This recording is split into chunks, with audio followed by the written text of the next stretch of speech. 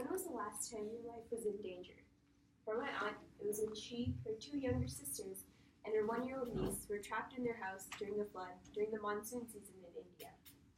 I've heard this story every time I go visit my relatives in India, and each time I hear it, I'm always shocked at how calm my aunt was able to stay, even though she was just a few years younger than us.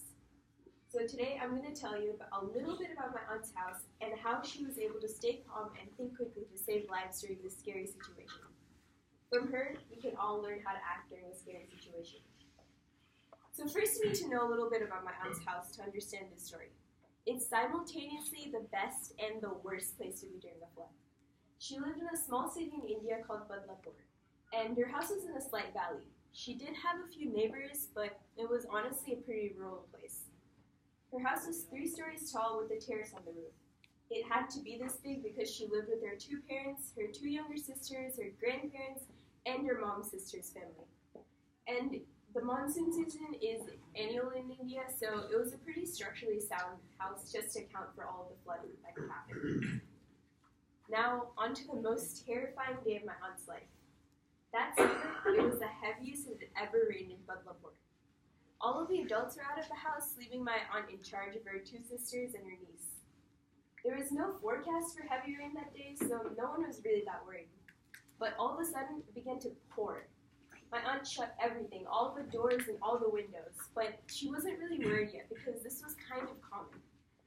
But the ground began to flood, and it began to rise and rise and rise, higher than my aunt had ever seen it.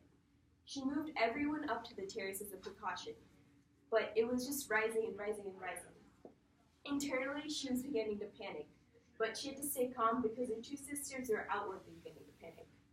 She did say that she stayed calm like most of the time, but she had one moment of panic when she made a phone call to her parents, and they didn't pick up, so she left a message about how they didn't want to die.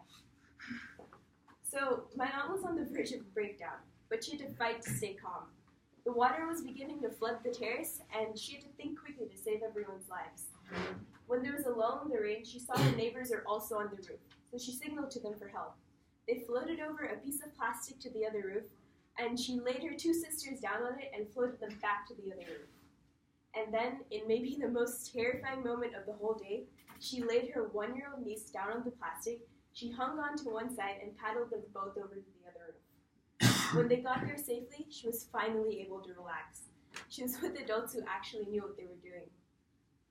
So this was the scariest day of my aunt's life, but she was somehow able to stay calm and think quickly and save everyone's lives. I know that we will probably never be in a situation quite like this one, but we can all do to follow her example about how to stay calm during a scary situation.